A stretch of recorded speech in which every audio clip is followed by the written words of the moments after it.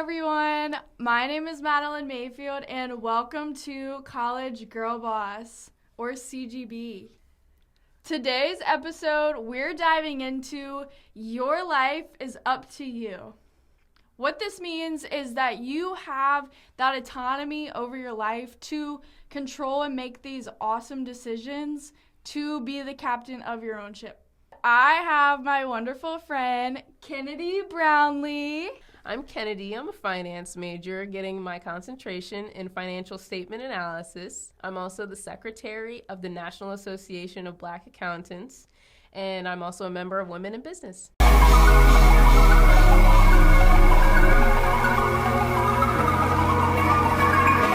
What does personal responsibility mean to you?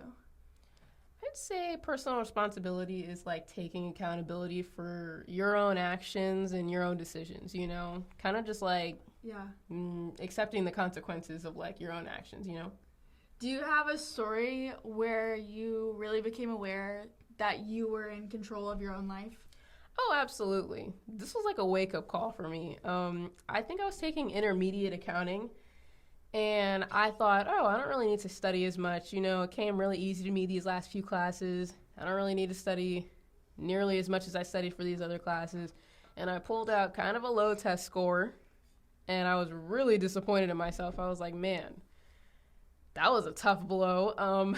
Definitely need to do a lot better next time. Mm-hmm. I was like, man, I really didn't think I could score that low.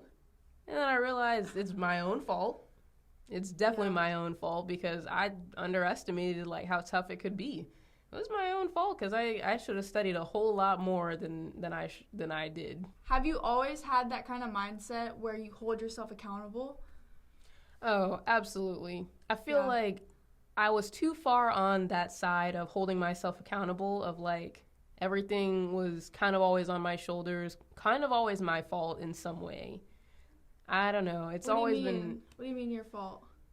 Like, if something went wrong, I immediately started thinking of, like, was it something I did? Was it something that I said?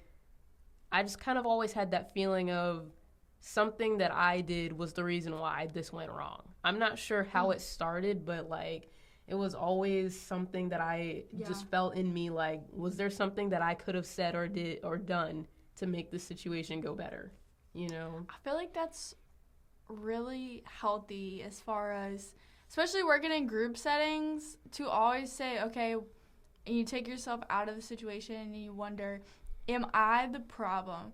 Because I think that is a really important point, to take accountability and to really take ownership of your life. You have to analyze those problems. You have to really know what the issue is. What do they say? Denial is a river in Egypt. Mm-hmm. You have to know what your problem is in order to correct it and to do better for your life. And I also think that it's super healthy that you can analyze yourself and your own actions, because it's common for people to take that blame and put it onto their mom or their dog or other circumstances that we can't control. It's easy to blame your past circumstances when things don't go your way. It's easy to blame the teacher or the parent or your friend, when in reality, a lot of the consequences and the things that happen in our own life, we do have to take ownership for. Oh, yeah. It takes a strong individual to really, like, recognize whenever, like, it's your fault, or, like, not to say that it's, like, your fault, but to recognize that maybe it's like maybe something that you could have done before, like, blaming others, because we've all been in a class before where maybe like we heard somebody say, oh, I got a low test score, it's definitely the teacher's fault, they didn't go over this, over this. But maybe we could just like think about, did we study enough? Did we go over all the material? Maybe just like to explore first. Maybe could we have done something first? Yeah, absolutely. Explore that negative thing and first ask yourself, is there something I could have done better? If that answer is yes, then you probably should revisit that. But if the answer is no, it could possibly be that someone else is the cause of that issue. Do you have any areas of your life that you're like, I need to improve on, I need to do better? Can you give me an example of one of those things? Oh, absolutely. I feel like the first thing that comes to my mind is like, I guess, the work-life balance. Yeah. I feel like as of lately, being a senior, I have spent more time on like my studies and doing the projects that I'm not really taking as much time for like myself and my social life. Mm-hmm. That is, I think, like the biggest thing for me. I feel like I'm like drowning in homework and projects and case studies. I'm not really giving myself enough time to have like a self-care day or spend enough time with like my friends, spend more time talking to my siblings or my family. And it just feels like exhausting. I need to definitely give myself a little bit more time to just like be like, you know what? I can come back to this later. To take that time to unwind. Yes, Yeah. because I'm no good. I'm not going to be any good for my assignments later on if I'm like burnt out entirely. Yeah, absolutely. What are some practical ways that you try to achieve this goal? So what can you do to prevent that burnout in yourself? Well, for me, the first thing that is first is to write out everything that needs to be done immediately, like by date, meaning whatever needs to be done by the end of the day, that has to come first. Mm-hmm.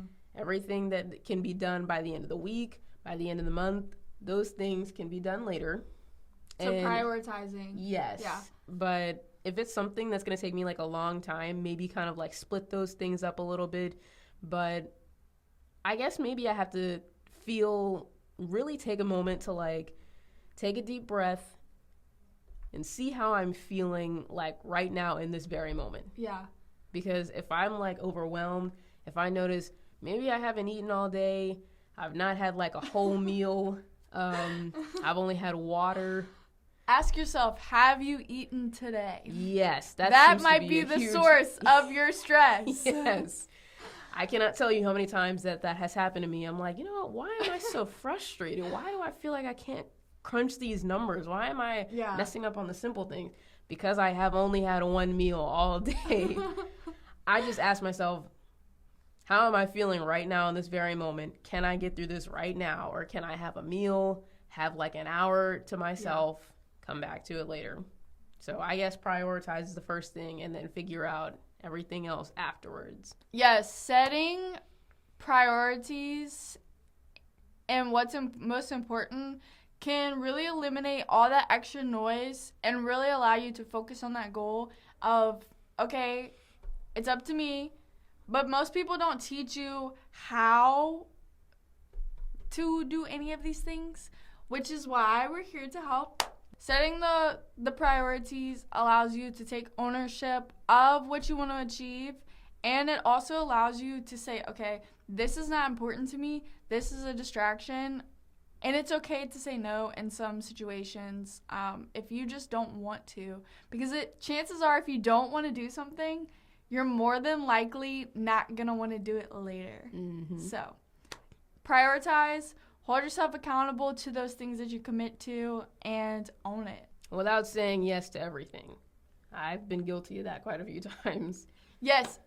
Okay, I say yes to a lot of things in the fact that I'm genuinely interested and I do have an interest in them.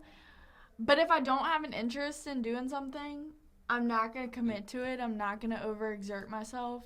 And I've just had to get better at setting boundaries for myself. Mm-hmm. And that's a different episode for a different day. So a lot of times, the biggest challenges in our life are the biggest learning lessons. And while we don't want to go through those harsh realities, and I know sometimes we ask, oh my gosh, is this a lesson or a blessing? And sometimes it's really important to learn the lesson because those negative things in your life can be transformed into something really positive. So has there ever been a time where something really negative happened and then you really worked towards learning from it and then can use it as a strength now? Oh, absolutely. In one of my previous jobs, I was having to deal with a lot of, let's call it, my patients being tested. Yeah.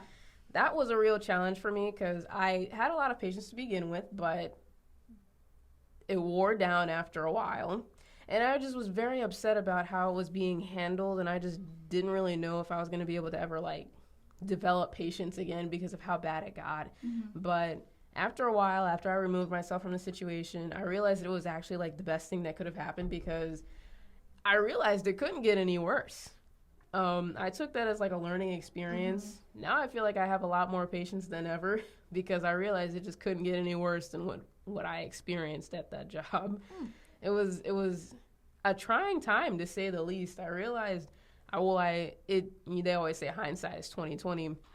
Oh, we've all had that one job experience. Yeah. And if you haven't, good luck, Charlie. Some of the most important aspects of taking ownership of your life is that you can only control 3 things, and those are your thoughts, your feelings, and your actions. So something negative happens, your coworkers are testing your patience at work. Okay, I'm thinking these horrible, mean thoughts. It's okay. You just dismiss them and you say, okay, this is what I'm thinking. Just because what I'm thinking is negative doesn't mean I have to be negative. All right, boom, thoughts handled. Your feelings. After you have that initial thought, your feelings are now going to kind of be intertwined in how your demeanor comes off. Is your body language up, bright, positive, or is it down, slumped over, negative? I think that's really important because that internal feeling can really affect your external feeling. And finally, your actions. A lot of time people act on a thought or they act on a feeling, and it's really important to, just because you have this feeling of, oh, these people are trying me, they're testing my patience, I don't have to yell at them. I don't have to, act in a way that's not professional for a work setting. I think it's really important to be able to analyze how you feel, analyze what you're thinking, and how you want to act, because that's going to affect you taking ownership of your life and the consequences that are given to you. Absolutely. And it made me so much stronger because I realized even though all this stuff is going on the inside, I still went out there, I put a smile on my face, and you would have never guessed that I was, like, sinking on the inside. So it really does work, this whole, like, taking accountability, taking responsibility of your own actions, because I was like, I could go out here and act a fool if I really want to. But I didn't. I put on a brave face. I put a smile on my face, and everyone still had a great day. What do they say? Very mindful, very demure. I sure did, and they loved me over there. What was one of the positive outcomes? We kind of already touched on this. Yeah. One of the positive outcomes that you gained in the situation was more patience and being able to handle difficult situations with a lot of feelings being involved. I also think that it's very important to surround yourself with the people that are going to allow you to become who you want to be, what you want to be. How do you build friends based on your goals? Like, first of all, what are your goals? And then counter question, how do you surround yourself with people that are going to allow you to achieve that goal? Well, my overall goal is to be successful, but to be a little bit more specific, be a financial advisor, to be financially stable, and to help others also be financially stable. Yeah. But I also, not only that, I really want to be, like, mentally and emotionally stable and to continue to help others feel the same way also, because that's, like, a huge thing, especially in our generation. Yeah. It's a really big thing for me. I'm a huge mental health advocate. So, and then you also said, how do I surround myself with people? Yeah. Well, I try to find like-minded people. We also have an episode where we talk about building friendships based on similar interests. So check out that video. How do you surround yourself with people that are going to allow you to, that are also going to hold you accountable when you're taking ownership of your life? I feel like, as a college student, I guess you could say it's kind of easy for us, or I don't want to say easy, but for me, I guess it's a little bit easy because I'm very observant in class. I kind of find the people who tend to answer the questions, And I see the ones who are trying, like, because that tells me that you're trying at least. Yeah. And I really like to talk to those people because they show me that they're really trying to make something of themselves, even if they're like thinking, oh, well, I don't know if they're going to get the question. I don't know if I'm going to get the question right. Yeah. They're still going to like try. I'm like, those are my people. So I like to try to find them and kind of see where their head is at, see where they're headed in life. But I just try to find people who are like on similar paths towards me, I guess. I just like to find people who are like willing to give it their all. I think that's so important, especially because you're very driven, very type A, organized, on time, productive. And so you want to be surrounded by people that are going to reinforce the habits you already have and not drag you down. They're going to uplift you the same as you wanting to be better for yourself. It's like people who I see show up in class and just like at least try, you know? Yeah. Because I can understand being shy in class. I completely understand. It's just like I want to see people who are like not afraid of like getting the question wrong.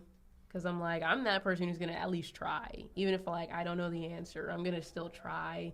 Because that tells me you're not afraid of like, you know, what might happen if you end up getting it wrong. Yeah. It's something about them that really like gravitates me towards like their energy. I just feel like they're going to end up successful. Yeah.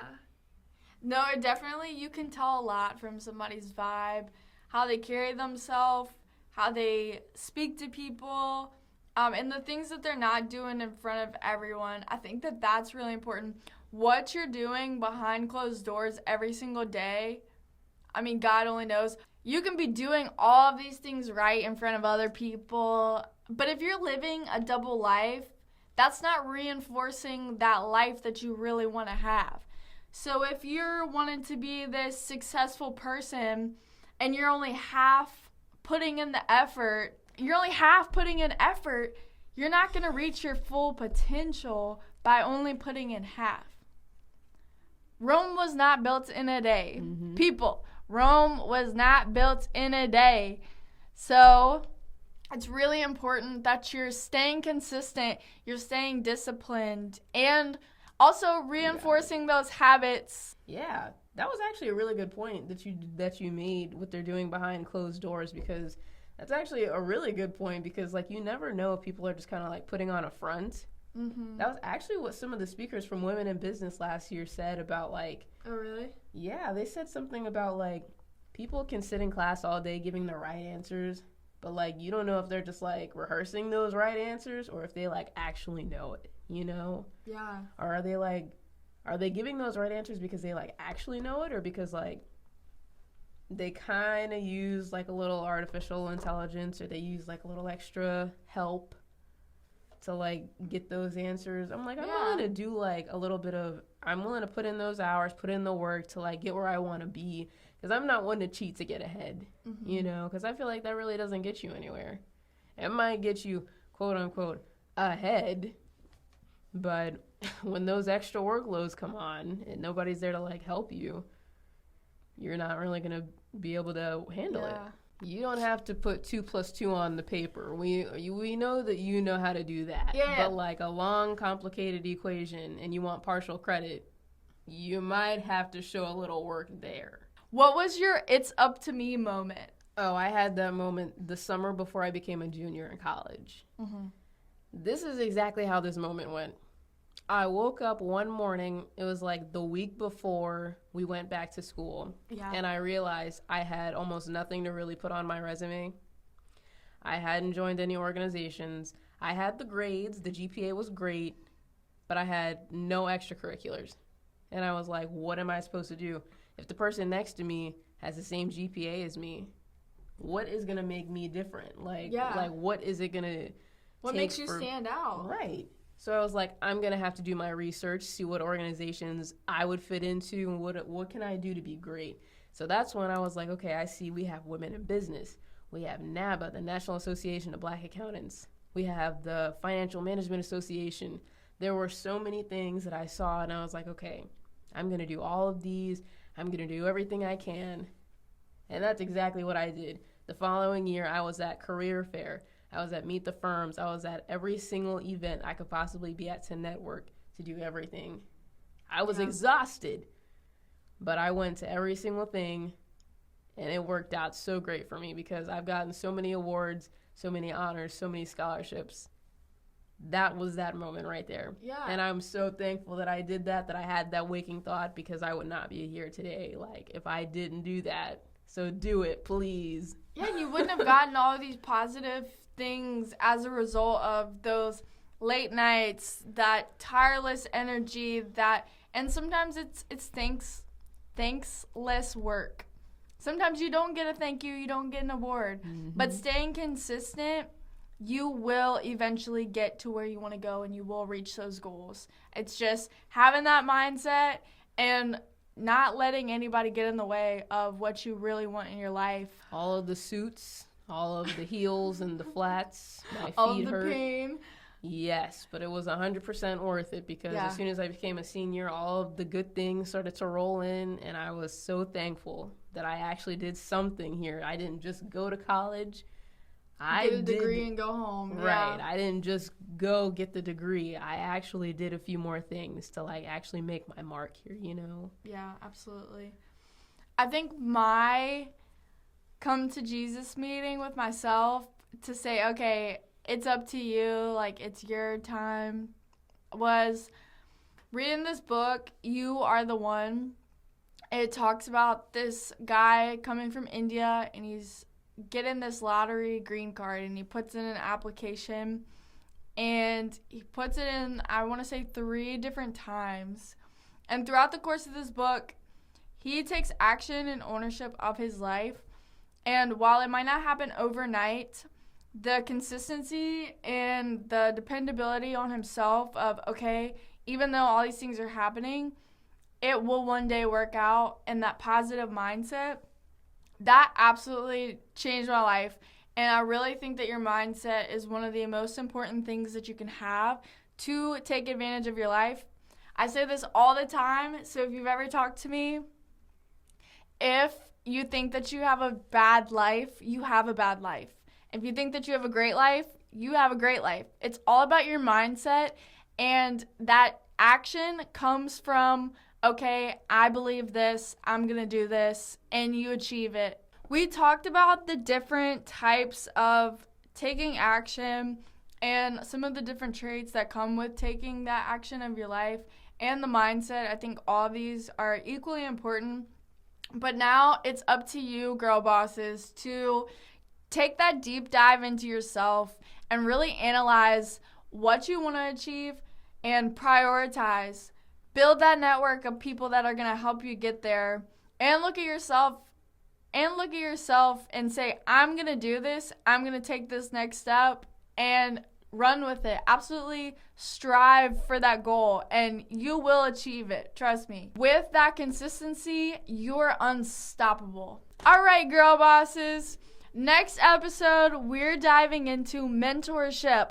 How to find a mentor. So if that's something you're interested in, make sure you check out next week's episode. Episodes are released every Wednesday on Spotify and YouTube. And thank you to my wonderful guest, Kennedy, for taking the time to have this conversation with me. And as always, thank you, girl bosses. I'm so excited to start this journey with you.